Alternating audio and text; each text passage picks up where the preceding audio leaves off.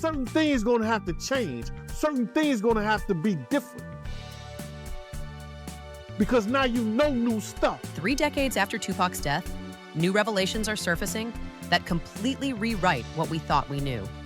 The official version of his death barely scratches the surface.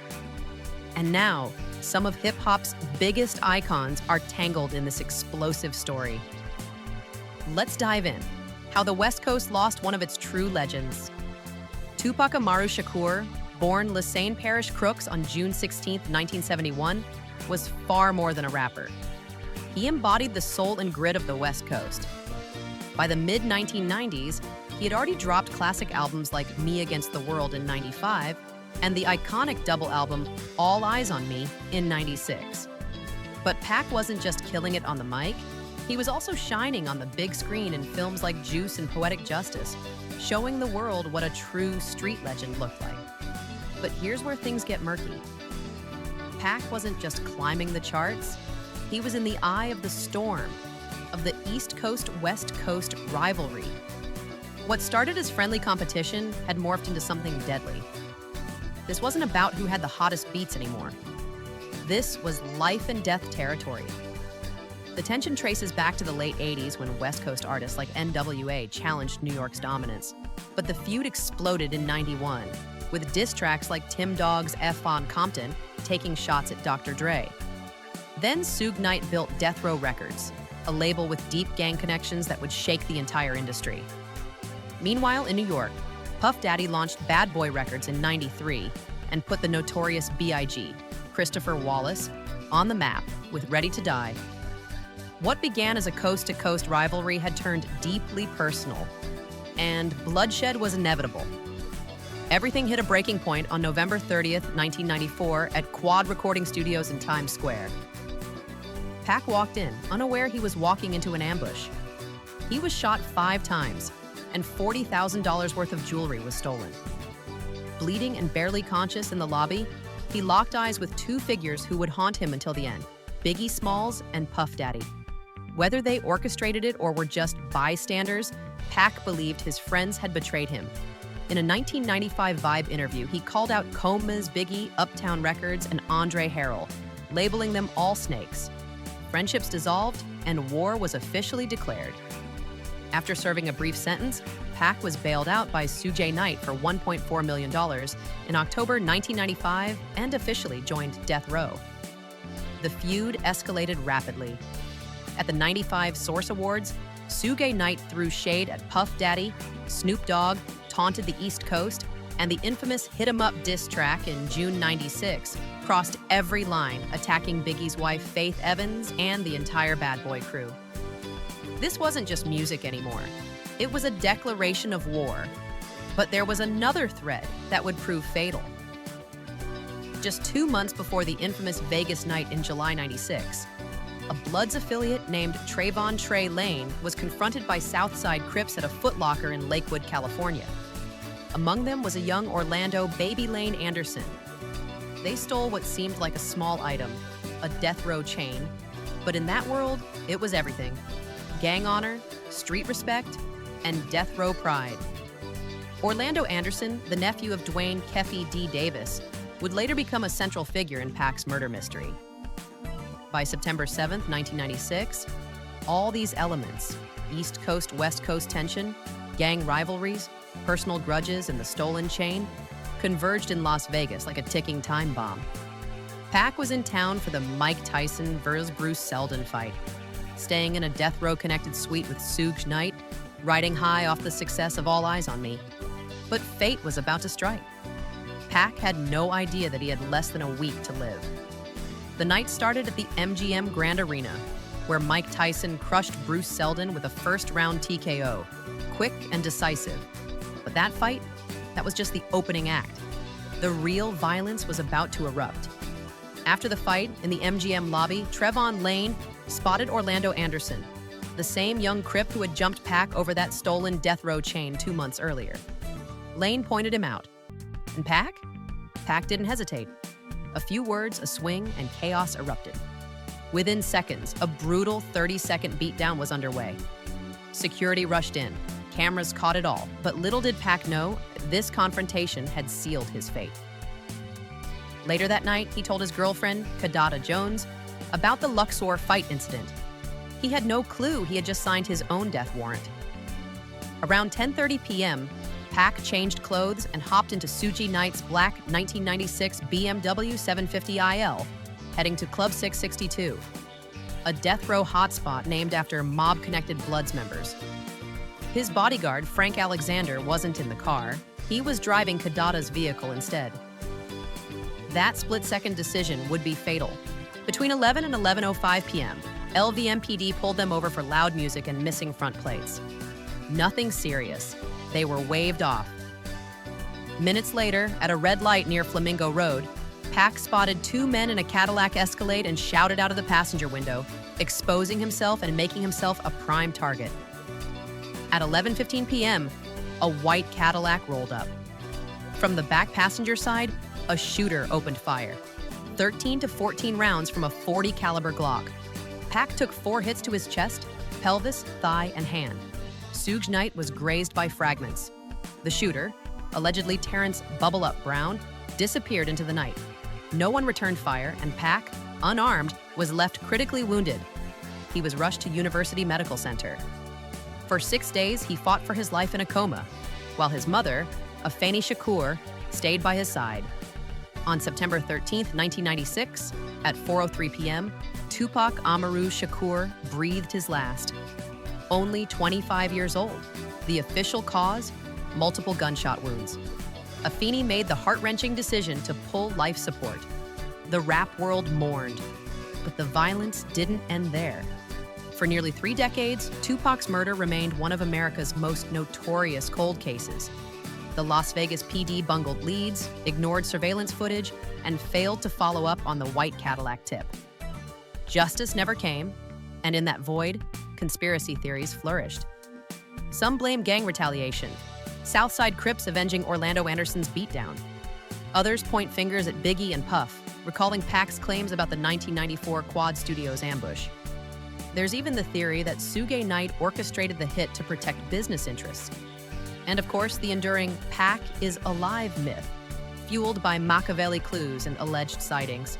Some even see a shadowy government plot considering Pac's activist roots and FBI surveillance. And at the center of it all, Dwayne Keith, Kef D. Davis, Compton Crip, and uncle to Orlando Anderson, whose connections weave through almost every theory. Here's the truth. For decades, the answers have been out there, tangled in lies, betrayal, and unanswered questions. But the story isn't finished. Every clue, every witness silenced, every lead ignored, it all brings us closer to the truth. So here's my question to you. What really happened to Tupac? Who pulled the trigger? And why has justice remained out of reach for so long? Hit that subscribe button because we're diving deep into the untold evidence, the hidden players, and the shocking connections that could finally crack this case wide open. Don't just watch history, come uncover it with us. After the MGM lobby confrontation, Davis positioned himself as Orlando Anderson's protector, later bragging in interviews about the Crips' payback mindset. Them jumping on my nephew gave us the green light to act, he said. Tupac had stepped into a dangerous game, but Kef D would make a critical mistake that would cost him later. In the 2000s, while facing federal drug charges, Davis became an informant, cooperating with the LAPD and FBI on gang-related investigations, including Biggie's 1997 murder, to reduce his own sentences. Between 2008 and 2010, he secured immunity deals that he now claims shield him from scrutiny related to Tupac. But then came the public spotlight. In 2019, Davis published Compton Street Legend, and in 2018, he appeared on BET's Death Row Chronicles.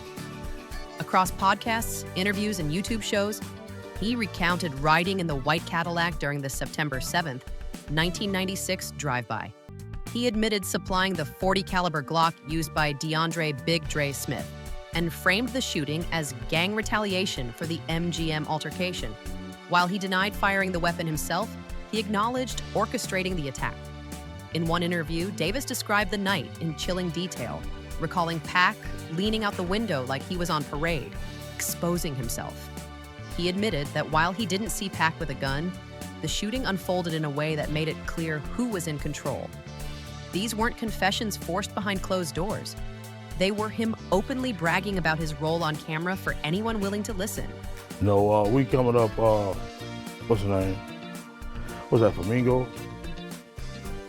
Yeah, I think that's Flamingo. We was coming up Flamingo and got to the light. He was gonna go drink and smoke some weed, and he happened to be hanging out the window. He was hanging out the window like he was in a parade. Tupac. Yeah, he was. Right. It looked like he was reaching, yeah. Yeah, it did. Okay. Yeah.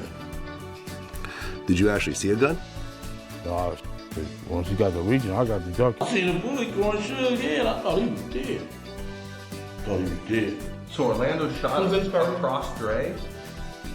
He leaned over on the window, he rolled down the window, popped. They would drove on my side, I was popped. You know what I'm saying? But they was on the other. On July 18, 2023, LVMPD raided Davis's Henderson home, seizing electronics, .40 caliber ammo, photos of Anderson and Pac, and a copy of his own book. On September 29, 2023, almost 27 years after the murder, Dwayne Kef D. Davis was officially booked and indicted for first-degree murder with gang enhancement. Prosecutors allege he greenlit the hit hours after the MGM incident, riding shotgun while DeAndre Smith fired into Tupac's BMW. Davis pleaded not guilty, claiming his public confessions were exaggerated for book sales and street credibility. But authorities weren't convinced. Grand jury transcripts unsealed on September 7, 2025, revealed the connections between the Crips Bloods Bad Boy and Death Row, the stolen chain that triggered it all, and DeAndre Smith as the shooter. With Smith passing in 2004 and Anderson in 1998, Davis stands as the last alleged conspirator still alive. Meanwhile, Suge Knight is serving 28 years. A little closer than that, man. He was a little closer. Well, he was in the that car with situation. Tupac. With not just by being in the car with the murders, but he was more involved than people think. It was the conversations and all that led up to that day, or led up to the demise of these two people. My hands ain't clean, should I say. So it was more to it than that. See, one thing people don't understand, Suge know a whole lot, knows everything. Right. But Suge can't talk because if Suge talk, Suge implicate himself in 99.9% of the book that was going on. So Suge could never talk. For a separate manslaughter case, maintaining that he knows more than he can reveal without implicating himself. The legal saga continues. Davis was initially released on $750,000 bail with house arrest in June 2024, but it was revoked later that month. The trial has been delayed multiple times, from November 2024 to February 2026, then to August 2026, due to new evidence and discovery requests. Now 62, Davis awaits trial with attorneys Robert Draxovich and Michael Pandulo, filing motions to suppress proffer tapes and citing his prior immunity agreements. Judge Carly Kearney denied dismissal in July 2025, and his appeal remains pending. In the meantime, other theories about Tupac's murder persist. Some suggest Reggie Wright Jr., Death Row's former head of security, may have played a role. Davis himself has hinted that if he goes down, others connected to Biggie's death should also face consequences. Wright has publicly denied involvement, calling these claims unfair and misdirected. The case remains a tangle of allegations, immunity deals, and courtroom drama, leaving fans and observers worldwide still searching for answers nearly 3 decades later. Some researchers now argue that the deaths of Tupac and Biggie weren't East Coast versus West Coast hits at all. They were orchestrated internally by people tied to Death Row. If you ask me, it was all in-house, one insider remarked. The suggestion is that someone familiar, someone already cleared to pass multiple security checkpoints, carried out the hits, making an external attack nearly impossible. Aside from Dwayne Kef D. Davis and his nephew Orlando Baby Lane Anderson, several other figures have been implicated. Anderson, a Southside Crips enforcer, was the same person Pac confronted in the MGM lobby. Witnesses placed him in the back of the white Cadillac that night, A Crip affiliate testified in 2025 transcripts that Anderson received the Glock from Davis but passed it to DeAndre Big Dre Smith because his angle was blocked. Anderson consistently denied involvement before he was killed in a Compton gang shootout on May 29, 1998, at age 21, taking his secrets to the grave. Terrence Bubble Up Brown allegedly drove the white Cadillac. With ties to both the Southside Crips and Bad Boy Records, Brown reportedly bragged about handling business for East Coast interests. He died in a car crash in 2015. Smith, named in the 2025 grand jury as the shooter, was a 6'6", 400-pound Crip who fired the Glock Davis supplied.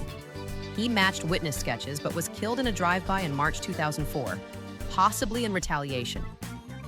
Even Sean Diddy Combs' name appears repeatedly, 47 times in the transcripts, accused by Davis's proffers of offering $1 million bounty, though he denies any involvement.